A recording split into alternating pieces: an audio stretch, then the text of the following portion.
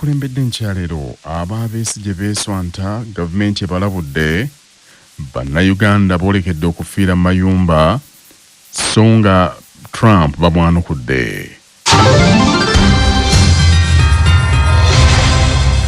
Gavumenti emaliridde okussa mu nkola ekiragiro kya kkooti eky'okuyimbula abasibe bonna ababadde bawozesebwa kkooti y'ekinnamagye n'okulaba nti kkooti eyo teddamu kuvunaana bantu ba bulijjo abatali basirikale.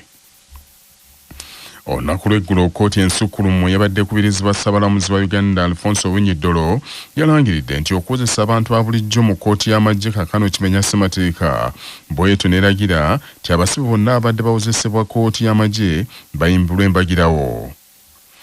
Ssaabawolereza wa gavumenti Kiryowa Kyonuka Nsumaikambi mu kwogerako ne Kyabbasa mu mboozi y'akafuba enkyaleero ategeezezza nti bakyalinze ennamula ya kkooti eyo bagibakwase mu butongole olwo nno bagitapute okusinziira ku ssemateeka oluvannyuma bawandiikire ebitongole byonna ebikwatibwako ekiragiro ekyo kiteekebwe mu nkola. Tugenda kufuna judgment tujjemu ebintu byonna kkooti byetugambye tubiwandiike ebyo bikwatako bikolako. Kye tulina okukola nga Regional Chambers kusoma judgment ne tuwandiikira abantu bonna abalina okukola ki kwatako bikolako. Wabula bannamateeka ba retired Kano Dr. Kizza Besigye omu ku basibe abali mu mukomyo olw'okutwalibwayo kkooti y'ekinnamagye nga bakulembeddwamu Ssaalongo Erias Lukwago bagambye nti omwetooloolo ogwo gwa butaliimu nti omuntu waabwe yali badde alina kuteebwa lunaku lwaggulo nga kkooti ensukkulumu bwe yalagidde. Twabadde tusuubira nti okuva olunaku lwajjo kkooti ng'emaze okufulumya ensala yaayo gavumenti egenda kugondera ensala kubanga yatapuse ssemateeka, kkooti yatapuse ssemateeka. Era twabadde tusuubira nti we bunaazibira olunaku olwokutaano olwajjo nga Dr. Besigye, Obed Lutale n'abalala bonna abanuupu abaasibibwa nga babatadde. Naye kyatujja enviiri ku mutwe okulaba nga gavumenti n'okutuusa olwaleero tennabakuta bantu baffe. So kakati tulinze olwaleero olw'omukaaga lwe luziba, Sande luzibe, ku Mande ku makya tubukeereza nkokola ffe nga bapuliida ba Dr. Besigye ne judgment yaffe mu ngalo ewa mwami by'abasayija akulira amakomera nga tumugamba ssebo biragiro kikwosibiridde Dr. Besigye n'Obed Lutale. Judgment yiino olina okugiteeka mu nkola. Lukwago agambye nti oluvannyuma lw'ennamula eyo kaakano tebajja kuddayo mu kkooti y'amagye ku bbalaza nga bwe baali baalagirwa. Tetulina kye tunona wa mwami Freeman Mugabe era tukakasa n'eyo kkooti teyinza kutuula kubanga kkooti etaputa ssemateeka yakirambise dda bulungi nti kkooti yaabwe teriiwo mu mateeka tesobola kutuula kuwozesa Dr. Besigye. So tekisoboka ku Mande kkooti ya Freeman Mugabe kutuula. N'olw'ensonga eyo Dr. Besigye ffe balina omutuwa ku Mande ku makya Dr. afulume embuutu zivuge kye tuzaako. Omwogezi w'ekitongole ky'amakomera Frank Baine mu kwogerako ne Kyabbasa agambye nti bo balindiridde kimu kkooti y'amagye yabakwasa abasibe abo Dr. Besigye ne Hajji Obed Lutale ekiragiro kyenebawa kye bajja okugenderako. Waffe waliwo yamusindikayo era betijje tujja mumuzi bebamanyi gye baagala omutwala. Wabula minisita w'ensonga z'omunda Jeno Kahindo Tafiire mu kwogerako ne Kyabbasa agambye newankubadde beeteefuteefu okussa mu nkola ekiragiro kya kkooti kyokka ajjukizza Lukwago ne banne nti balina okugoberera amateeka nga bateekesa mu nkola ekiragiro ekyo. Ano etteeka eryo yalikola owa paalamenti ya kyetubeera n'amasiga 3 aga gavumenti owa paalamenti n'executive bakola ensobi kati judicial reconvention sawulidde negamba eno yali nsobi muteekerawo kati ekizibu kiriwa ebyo byabesige birala so byonna bigenda kugoberera ki supreme court kyekoze ki kyesazeewo so tewali mutawaana fena tugenda kugoberera supreme court kyesazeewo kikya muntu omu supreme court yakoze omulimu gwayo nga paalamenti bwe yakola omulimu gwayo n'executive bwe yakola omulimu gwayo waliwo w'amateeka. Kinajjukirwa nti Mike Kabaziguruka yali omubaka wa Nakawa mu Parliament yaddukira mu kkooti mu mwaka 2016 n'awaaba nga wakanya eky'okumuwozesa mu kkooti ey'amagye gye baamugulako emisango egy'okuseketera gavumenti ye n'abajaasi ba UPDF abalala 20. Abalamuzi abakooti ey'okuntikko b'ensukulumu be baalamudde omusango ogwo nga baakuliddwa Ssaabalamuzi Alfonso Winyiddolo, abalala kwabaddeko Faith Monda, Pasetu Haise, Mike Chibita, Monica Mugenyi, Catherine Bamugemereire ne Elizabeth Musoke era bonna bakkaanyiza bukuyege nti kino kibadde kikolebwa mu bumenyi bw'amateeka. Bannayuganda abaagenda okuba ekyeyo mu Amerika abawerako tebakyakomba ku mpeke ya tulo era bangi enjala eyolekedde okubattira mu mayumba nga batya okubatikka okubazza kuno naddala abatalina biwandiiko bitongole biboogerako. Omusasi waffe Nestroy Kayongo ali mu Amerika, kalutuvire ku ntono. Mu bbanga ery'essabbiiti ebbiri omukulembeze wa Amerika Donald Trump Jr. yakamala ng'omukulembeze wa Amerika ayisizza ebiragiro eby'enjawulo ebikakanyiza buli muntu okusinziira mu kiti ky'agwamu. Okugeza ekiragiro eri abagwira mu Amerika kisannyalaza emirimu mingi, kitadde abantu bangi ku bunkeeke, kiremesezza abantu bangi okugenda ku mirimu gyabwe olw'okutya nti ayinza okuba nga atambula n'agwa mu kitimba ky'abasirikale abali mu bikwekweto bino n'asobola okubeera nga atikkibwa okudda gye yava.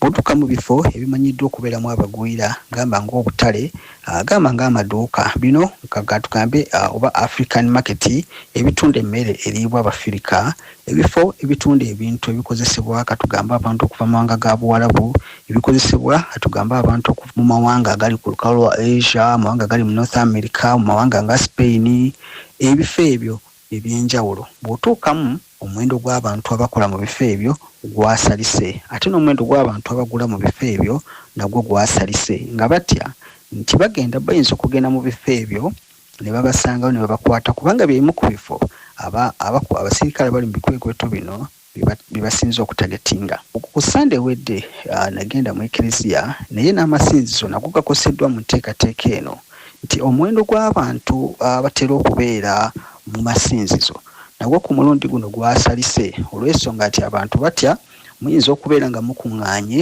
ekikwekweto ne kijja ne kibasangamu ne kibatwala.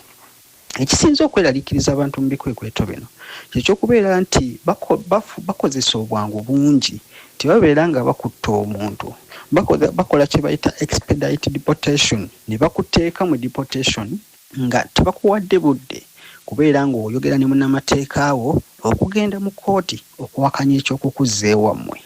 Kati kino buno obwangu babukozesa nti mu bbanga ttono ba mu ssaawa 48 oba 24 osobola okwesanga ng'oli ku nnyonyi ekuzza ewammwe. Muno era mulimu ne kuba nti mu nkola y'ebikwekweto bino singa bazingako ekifo omuli omuntu gwe beetaaga bagenda n'abantu bonna be basanzeewo, oba oli alina empapulo oba talina, oba mutuuze oba ali ku green card oba ali ku status ki oba muyizi asoma, bagenda nabo. Kati weewolezaako eyo ne bakusoosula. Kati kino kireesewo okutya kungi nti abantu bangi batya nti akyasobola okukwatibwa ku status yonna gy'aliko n'atikkirwa okuddizibwa ewaabwe singa babeera nga tebakuwadde kakisa ak'okubeera nti oyogera ne munnamateeka wo n'asobola okugenda mu kkooti n'awakanya enteekateeka ey'okukuzza ewammwe. Abantu bangi bali mu kutya, abantu bangi tebakyakola. Nze Robert Nestroy Kayongo wano mu kibuga New York ekya America.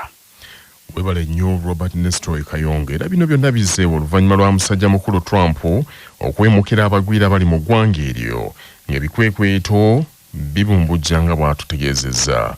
Minisita omubeezi ow'ensonga z'ebweru Henry Okello Oryem wano mu ggwanga yalaalise bannayuganda abali mu Amerika babeere bulindaala. They should take care of themselves and be very careful at this time, making sure they do not be in places or environments where they can be arrested on the streets and be taken to detaining centers.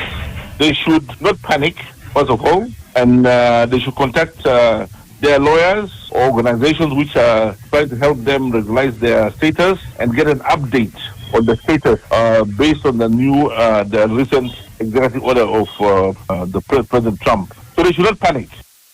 Si wa timu y'eggwanga y'omuzannyo gwa basketball the Gazelles Nicholas Natuhereza akasizza timu y'enkomeredde y'abazannyi 12 egenda okukiikira Uganda mu mpaka za FIBA Afro Basketball Zone 5 qualifiers. Empaka zino zigenda kuzannyibwa mu kibuga Cairo ekya Misiri okuva nga 3 okutuuka nga 8 omwezi guno, era Uganda egenda kuvuganya n'abateesiteesa ba Misiri, Burundi, Kenya ne South Sudan.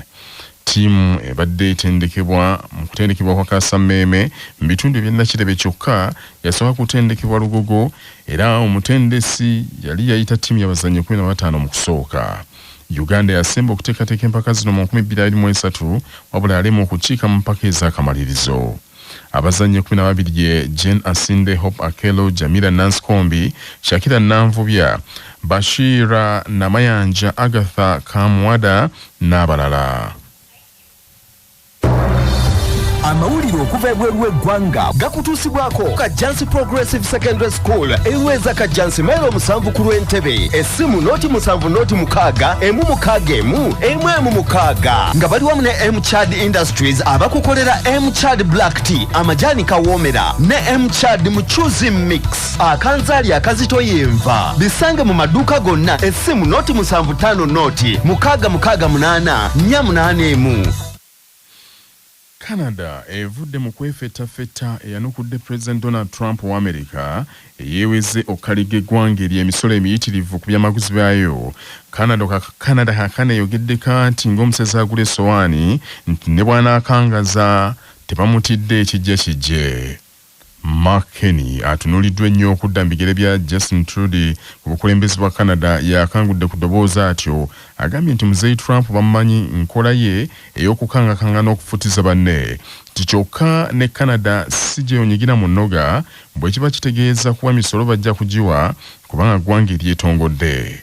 Olwaleero omusajja mukulu Trump atesiteesa okulangirira emisolo emiyitirivu ku byamaguzi ebiva mu mawanga 3, Canada ne Mexico, ng'ebyo wakubikaliga omusolo gwa bitundu 25 ku buli 100 ate ebiva e China ebitundu 10 ku buli 100. Agamba nti amawanga gugombiriri gasussizza okulagajjirira ensalo zaago galeka abamenyi b'amateeka ne bayingira Amerika omuli n'abakukusa enjagalo ne babatigomya ensi yaabwe. Ate yo China balina olutalo lwabwe olw'ebyenfuna, era yali yagiraliikirawo dda nti olunaku olusookera ddala nga katuula bw'ati mu ntebe agenda gikaliga omusolo gwa bitundu 6 ku buli 100 ku buli kyamaguzi kyetwala mu Amerika. Wabula Mark Kenny agambye nti tebatidde ekijja kijje. Justin Trudeau kakano Ssaabaminisita wa Canada asuubira okuwummula akadde konna obukulembeze oluvannyuma lw'okukulembera emyaka 9 wabula ku 5 abeesowoddeyo era abatunuliddwa ennyo okwangula obukulembeze bw'eggwanga eryo mwe muli Mark Kenny gwe bagamba nti musajja wa mbavu. Bannaffe ag'essaawa zino kangamalirize mu bufunze. Gavumenti ya Uganda emaliridde okussa mu nkola ekiragiro kya kkooti eky'okuyimbula abasibe bonna abadde bawozesebwa kkooti y'ekinnamagye n'okulaba nti kkooti eyo teddamu kuvunaana abantu ba bulijjo abatali basirikale. Bannayuganda abagenda mu Amerika okuba ekyeyo abawerako tebakyakomba ku mpeke ya tulo, bangi boolekedde okufiira enjala mu mayumba gaabwe nga batya okubatikka okubazza kuno naddala abatalina biwandiiko. Ekitongole kya Buganda Land Board kitandiseewo kaweefube okusomesa abantu ba Kabaka engeri y'okwewalamu okugula ettaka eriko ebyapa ebifu. Canada